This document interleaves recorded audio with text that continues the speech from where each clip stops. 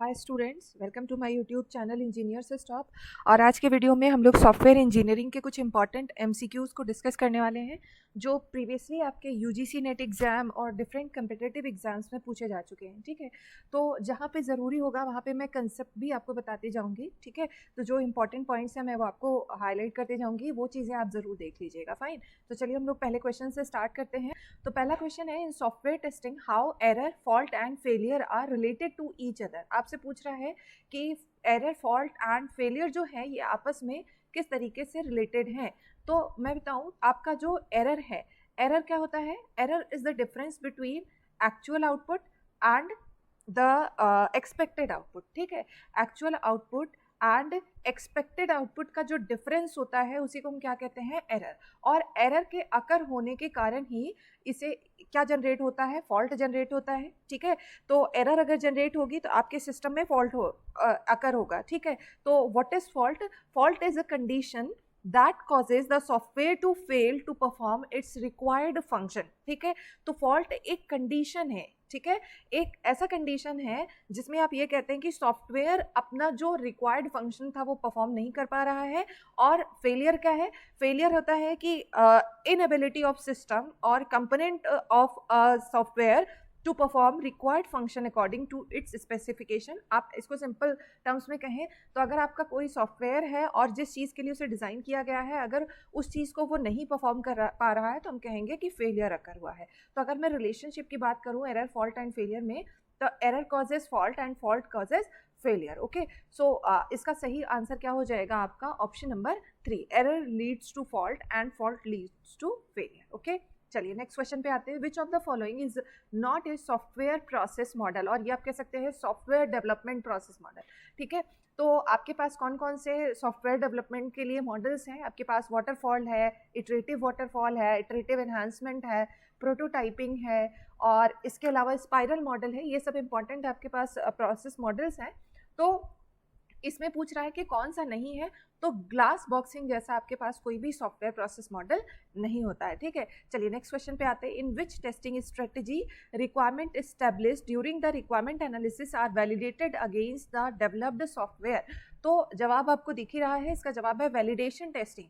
तो आपको मैं एक चीज़ कहूँगी कि आप वैलिडेशन, आपके पास ये जो टर्म है वैलिडेशन एंड वेरिफिकेशन, इन दोनों टर्म में डिफरेंस जरूर देख लीजिएगा। ठीक है, मैं फिलहाल एक ही पॉइंट आपको बता दे रही हूँ कि वेरिफिकेशन एंड वैलिडेशन में क्या डिफरेंस होता है। पहली चीज़ तो आपका ये जो वैलिडेशन है, जब आपका सॉफ्टवेयर या कोई प्रोडक्ट है जिस पे आप वैलिडेशन अप्लाई कर रहे हैं, जब आपका प्रोडक्ट एकदम रेडी हो गया है मार्केट में लॉन्च करने के लिए, उस टाइम पे हम वैलिडेशन अप्लाई करते हैं। ठीक है, अगर हम वेरिफिकेशन की बात करें तो वेरिफिकेशन, अगर आप सॉफ्टवेयर डेवलपमेंट की बात कर रहे हैं तो वेरिफिकेशन सॉफ्टवेयर डेवलपमेंट के जितने भी फेजेस हैं उन सारे फेजेस पे आप अप्लाई करते हैं। ठीक है, and validation testing is actually dynamic in nature. ठीक है, मीन्स अगर सॉफ्टवेयर की बात करें तो आप कोड वगैरह को प्रॉपरली सारे रियल एनवायरनमेंट में एग्जीक्यूट करा के देखते हैं।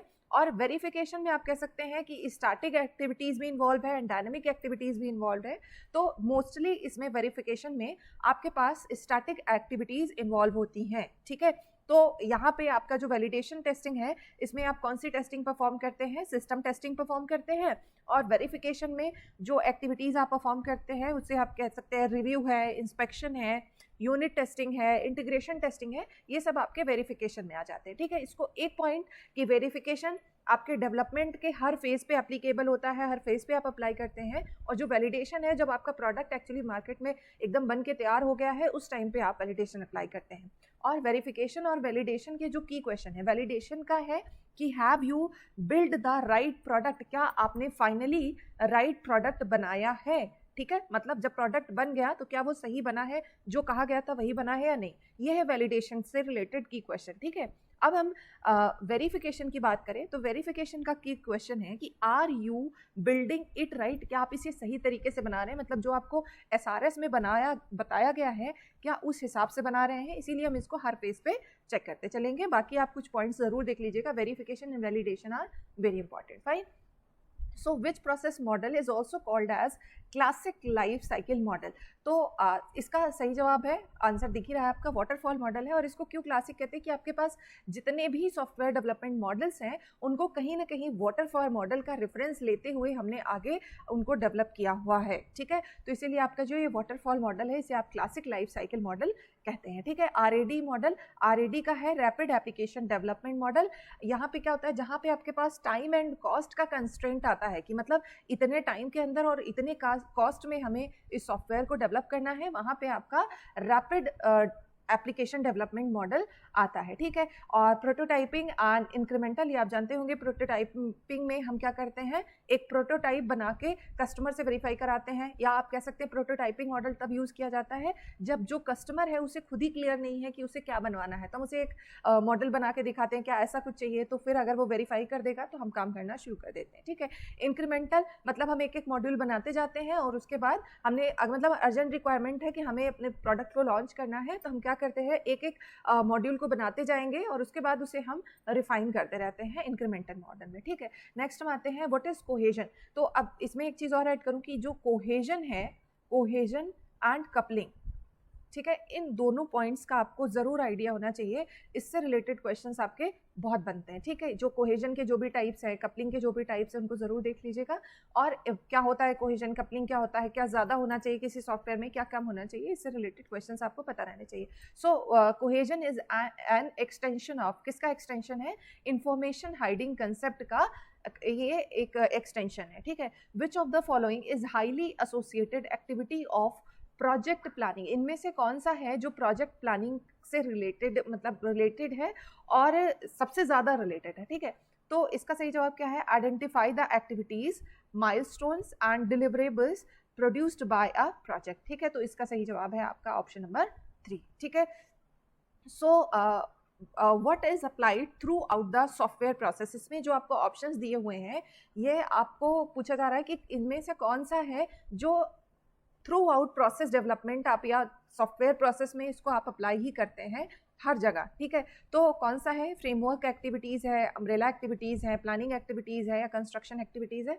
तो इसका सही जवाब है अम्ब्रेला एक्टिविटीज़। अम्ब्रेला एक्टिविटीज़ का क्यों यूज़ किया जाता है, it is use to maintain progress, quality, change and risk of overall development. तो क्या क्या है, किस चीज़ को मेंटेन करना चाहते हैं हम यूजिंग अम्ब्रेला एक्टिविटीज़, प्रोग्रेस, ठीक है, progress, quality, change and risk of overall project development, ठीक है। इस चीज़ों को मेंटेन करना चाहते हैं या मैनेज करने के लिए हमें अम्ब्रेला एक्टिविटीज़ की ज़रूरत है। और इसके साथ हमारे पास 8 एक्टिविटीज़ इन्वॉल्व हैं, वो कौन कौन सी हैं।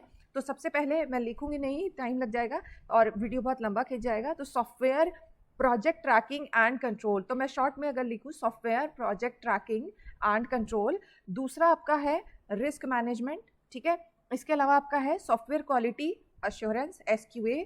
और इसके अलावा आपका है formal technical review, FTR, formal technical review. Software configuration management, software configuration management and work product preparation and production, okay. तो work product preparation and production, okay.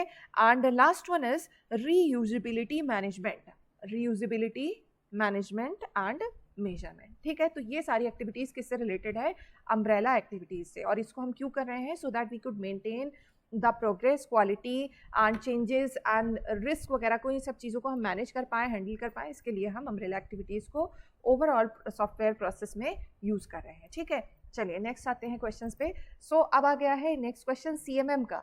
तो आपको इस वीडियो के थ्रू ये भी पता चल जाएगा कौन कौन से पॉइंट्स हैं जिन पे आपको फोकस करना है।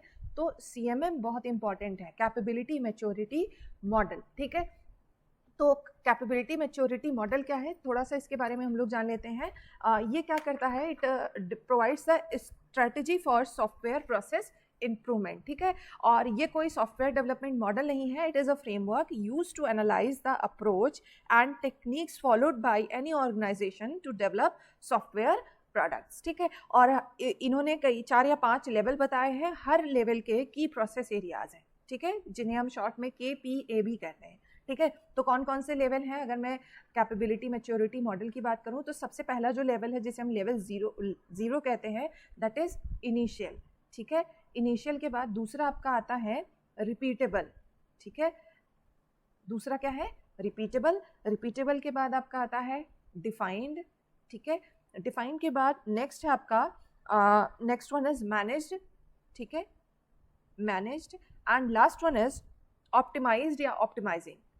ठीक है, और हर एक के अपने की प्रोसेस एरियाज हैं। तो अगर इनिशियल की बात करें, इनिशियल लेवल जो है यहाँ पे नो की प्रोसेस एरियाज। ठीक है, और बाकी सबके कुछ ना कुछ डिफाइंड है। इन पे क्वेश्चन बन सकते हैं कि आपको की प्रोसेस एरिया दे दिया जाएगा और आपसे पूछा जाएगा कि ये CMM के कौन से मॉडल से रिलेटेड है। ठीक है, तो एक्चुअली कौन से लेवल से रिलेटेड है। तो ये आपके 5 लेवल्स हो गए। अब क्वेश्चन आपको दिया गया है requirement development, organisational process focus, organisation training, risk management and integrated supplier management are process areas are या key process areas require to achieve which maturity level. कौन से मेच्योरिटी लेवल को अचीव करने के लिए ये सारे की प्रोसेस एरियाज हैं। तो इसका आंसर है डिफाइंड। ठीक है, अगर हम मैनेज्ड की बात करें तो मैनेज्ड के लिए सॉफ्टवेयर क्वालिटी मैनेजमेंट SQM, और दूसरा की प्रोसेस एरिया है क्वांटिटेटिव मैनेजमेंट। ठीक है, और नेक्स्ट आपका अगर हम ऑप्टिमाइज्ड की बात करें तो यहाँ पे आता है आपका प्रोसेस चेंज मैनेजमेंट। ठीक है, change management, technology change management, यहाँ पे technology change management and defect prevention.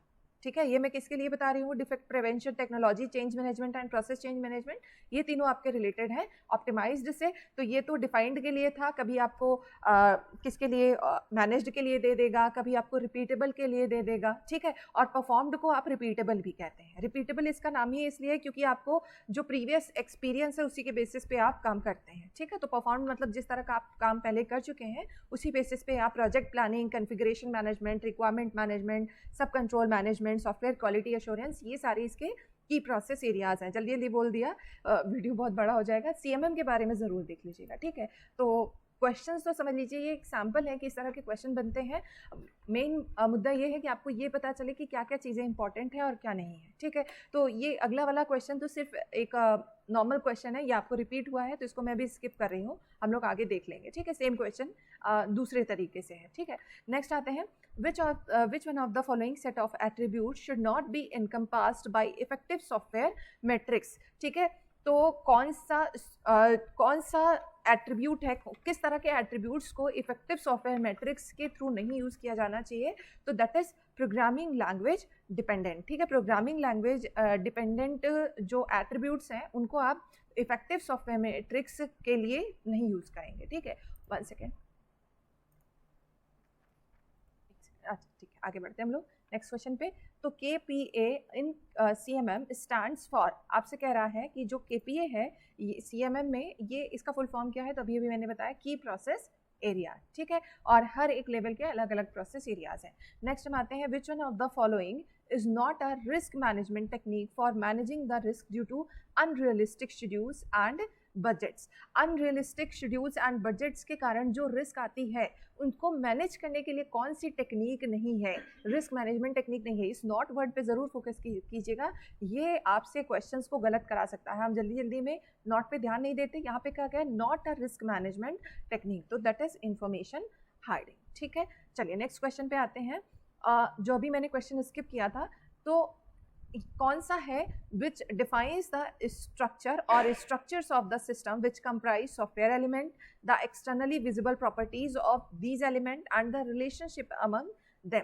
तो ये आपका है सॉफ्टवेयर आर्किटेक्चर। आर्किटेक्चर का मतलब ये होता है कि आपका जो सिस्टम है उसके क्या कंपोनेंट हैं, how they are interconnected, how they are sharing data, किस तरह से आपस में रिलेटेड है। तो इसका ऑप्शन नंबर C करेक्ट है। यही क्वेश्चन आपको प्रीवियस जो क्वेश्चन था यहाँ पे, ये software architecture of program or computing system is a structure or structure of system which comprise software components, the externally visible properties of those components and the relationship among them। ठीक है, सिर्फ यही question था।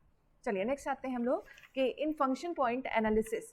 तो पहली चीज़ तो ये याद कर लें कि फंक्शन पॉइंट किस लिए यूज़ किया जाता है। तो सॉफ्टवेयर साइज एस्टिमेशन के लिए हम इसको यूज़ करते हैं। क्या क्या चीज़ यूज़ करते हैं साइज एस्टिमेशन के लिए, एक होता है आपका LOC लाइन ऑफ कोड और दूसरा होता है फंक्शन पॉइंट, ठीक है। तो फंक्शन पॉइंट से रिलेटेड क्वेश्चन है, in function point analysis the number of complexity adjustment factors. तो number of complexity adjustment factors कौन कौन से हैं? 14 कॉम्प्लेक्सिटी एडजस्टमेंट फैक्टर्स आपको गिवन है, ठीक है। कौन कौन से हैं ये आप इसको देख लीजिएगा, इससे रिलेटेड फॉर्मूला देख लीजिएगा, इससे रिलेटेड न्यूमेरिकल्स आपको मिल सकते हैं, ठीक है, आते हैं एग्जाम में। चलिए नेक्स्ट क्वेश्चन पे आते हैं। Regression testing is primarily related to, जो आपका रिग्रेशन टेस्टिंग है ये आपका किस चीज़ से रिलेटेड है? It is related with the maintenance testing. आप ये भी कह सकते हैं कि जो सॉफ्टवेयर डेवलपमेंट के फेजेस हैं उसमें ये आपका कौन से फेज पे आता है? मेंटेनेंस फेज पे आता है। तो थोड़ा सा एक बार लेवल्स देख लेते हैं कि क्या सीक्वेंस होता है टेस्टिंग का। तो जो सबसे पहले टेस्टिंग आपकी शुरू होती है that is called unit testing, ठीक है। कौन सी टेस्टिंग है? Unit testing. और ये जो यूनिट टेस्टिंग है इसको आप कौन सी लेवल पे परफॉर्म करते हैं? इसको आप जब जहाँ से आप कोडिंग स्टार्ट करते हैं, जो आपका फेज आता है ना कोडिंग एंड डेवलपमेंट, ठीक है, वहाँ से आप स्टार्ट करते हैं यूनिट टेस्टिंग को, ठीक है। यूनिट टेस्टिंग के बाद आप कौन सा परफॉर्म करते हैं? इंटीग्रेशन टेस्टिंग, ठीक है, इंटीग्रेशन टेस्टिंग। और इंटीग्रेशन टेस्टिंग आपके कौन से फेज में आता है? टेस्टिंग फेज में, ठीक है। और इंटीग्रेशन टेस्टिंग के बाद नेक्स्ट किसका नंबर आता है? सिस्टम टेस्टिंग, ठीक है, सिस्टम टेस्टिंग, ठीक है। सिस्टम टेस्टिंग भी आपका टेस्टिंग फेज पे ही काम करता है। और लास्ट जो है आपका वो है रिग्रेशन टेस्टिंग, ठीक है, रिग्रेशन टेस्टिंग, ठीक है। सिस्टम टेस्टिंग के बाद करेंगे और कौन से फेज पे करते हैं? Maintenance phase of software development life cycle, ठीक है। इनकी भी अपनी अपनी कैटेगरी है, ठीक है। उसके बारे में हम लोग बाद में जो नेक्स्ट MCQs या नेक्स्ट मैं वीडियोस सॉफ्टवेयर इंजीनियरिंग से रिलेटेड डालूंगी उसमें मैं उसको ज़रूर डिस्कस करूंगी, फाइन। तो इस क्वेश्चन के लिए आपको जो सही जवाब मिला है वो कौन सा है? Maintenance testing, fine. 1 सेकेंड, थोड़ा सा स्क्रीन क्लियर कर दूँ मैं। ओके, चलिए आगे बढ़ते हैं। The relationship of data elements in A module is called. तो कह रहा है कि जो डेटा एलिमेंट्स है विद इन मॉड्यूल, जब विद इन मॉड्यूल की बात हो तो आपको समझना है कोहेजन, ठीक है। जब कहे बिटवीन मॉड्यूल्स, ठीक है, बिटवीन डिफरेंट मॉड्यूल्स, तो आप क्या समझेंगे? कपलिंग के बारे में बात हो रही है, ठीक है। जब डिफरेंट मॉड्यूल्स के बीच में रिलेशनशिप की बात होती है तो हम कहते हैं कि कपलिंग से रिलेटेड है ये क्वेश्चन, ठीक है। और जब आपको ये कह दिया जाए कि एक मॉड्यूल के अंदर जो डेटा एलिमेंट्स या जो फंक्शन है, जो भी चीज़ें हैं, उनके बीच में रिलेशनशिप की अगर बात हो रही है तो that is called your cohesion, ठीक है। तो इसका जो आपका क्वेश्चन है इसका सही जवाब क्या हो गया? कोहेजन। और ऐसा क्यों? क्योंकि इन्होंने क्या कहा? Relationship of data elements in a module, means यहाँ पे हिडन है विद इन अ मॉड्यूल, ठीक है। और अगर हम कहते हैं कि relationship of data elements in different module तो ये आपका हो जाता कपलिंग, ठीक है। चलिए नेक्स्ट क्वेश्चन पे आते हैं हम लोग। Software configuration management is the discipline for systematically controlling. Software configuration management को किस चीज़ को कंट्रोल करने के लिए यूज़ किया जाता है? तो ऑप्शंस देखते हैं, जवाब आपको पता ही चल गया है, इससे आपको रिवाइज हो जाएगा कि सॉफ्टवेयर कॉन्फ़िगरेशन मैनेजमेंट का किस लिए या क्या चीज़ को कंट्रोल करने के लिए यूज़ किया जाता है, ठीक है। The use for controlling the changes due to evolution of work product as project proceeds, okay, the changes due to defects being found and then fixed and the changes due to requirement changes। तो इन सारी चीज़ों के कारण जो भी problems आती हैं, ठीक है, नहीं, इन सारी चीज़ों को कंट्रोल करने के लिए हम क्या करते हैं? सॉफ्टवेयर कॉन्फ़िगरेशन मैनेजमेंट को यूज़ करते हैं, ठीक है। चलिए, तो इसका ऑप्शन नंबर डी करेक्ट हो गया। विच one of the following is not a step of requirement engineering. Requirement engineering का इनमें से कौन सा स्टेप नहीं है? तो requirement design. Requirement design is not the step of requirement engineering. बाकी जो requirement elicitation, requirement analyst and requirement documentation, ये सारा आपका रिक्वायरमेंट इंजीनियरिंग का पार्ट है। एंड रिक्वायरमेंट इंजीनियरिंग पे बहुत सारे आपके MCQs बनते हैं, ठीक है। व्हाट इज रिक्वायरमेंट इंजीनियरिंग या what is purpose of requirement engineering, why requirement engineering is required, you should know that, okay. चलिए नेक्स्ट क्वेश्चन पे आते हैं। Testing of software with actual data in actual environment, उसे हम क्या कहते हैं? तो किसी भी डेटा का जो एक्चुअल टेस्टिंग और एक्चुअल एनवायरनमेंट में जो टेस्ट परफॉर्म किया जाता है that is called as beta testing, ठीक है। बीटा टेस्टिंग हो गया। तो अल्फा टेस्टिंग क्या होता है? जब पूरा सॉफ्टवेयर डेवलप हो जाता है तो पहली चीज़ तो जो alpha testing it is part of system testing, ठीक है। ये किसका पार्ट है? सिस्टम टेस्टिंग का पार्ट है, ठीक है। और इसको किस लिए यूज़ किया जाता है? फॉर फंक्शनल टेस्टिंग, ठीक है। किस लिए यूज़ करेंगे हम? फंक्शनल टेस्टिंग के लिए यूज़ करेंगे। और इसका जो नेक्स्ट पॉइंट है कि ये किसके थ्रू किया जाएगा, तो इसको आपके जो डेवलपर्स हैं जिन्होंने इस प्रोजेक्ट को तैयार किया है वो लोग किसकी बात करें, हाँ अल्फा टेस्टिंग की बात करें अभी हम। जो अल्फा टेस्टिंग है ये आप डेवलपर्स इसको परफॉर्म करते हैं, ठीक है। और बीटा टेस्टिंग की बात करें तो beta testing is also part of system testing and it is also related with the functional testing of your software। लेकिन ये आपके जो क्या होते हैं, जो फ्रेंडली कस्टमर्स होते हैं, ठीक है, जो आपके फ्रेंडली कस्टमर्स होते हैं उनके थ्रू ये टेस्टिंग परफॉर्म की जाती है। बीटा टेस्टिंग को डेवलपर्स नहीं परफॉर्म करते हैं, ठीक है। तो रियल एनवायरनमेंट में एंड एक्चुअल डेटा के साथ आपके कस्टमर्स ही इसको करते हैं, ठीक है। एक्चुअल कस्टमर नहीं, जिसके लिए बनाया गया उसकी बात नहीं हो रही है, डिफरेंट कस्टमर्स की बात हो रही है, वो लोग बीटा टेस्टिंग को परफॉर्म करते हैं। और alpha and beta testing both are part of your system testing. और सिस्टम टेस्टिंग आप कौन से फेज पे परफॉर्म करते हैं, टेस्टिंग फेज पे परफॉर्म करते हैं, फाइन। तो चलिए, और रिग्रेशन टेस्टिंग आपको ऑलरेडी बताया है मैंने कि रिग्रेशन टेस्टिंग मेंटेनेंस फेज पे अप्लाई किया जाता है, फाइन। चलिए, अब मेरे ख्याल से ये लास्ट पेज है, ठीक है, जिसको हम डिस्कस करने वाले हैं। तो चलिए हम लोग स्टार्ट करते हैं।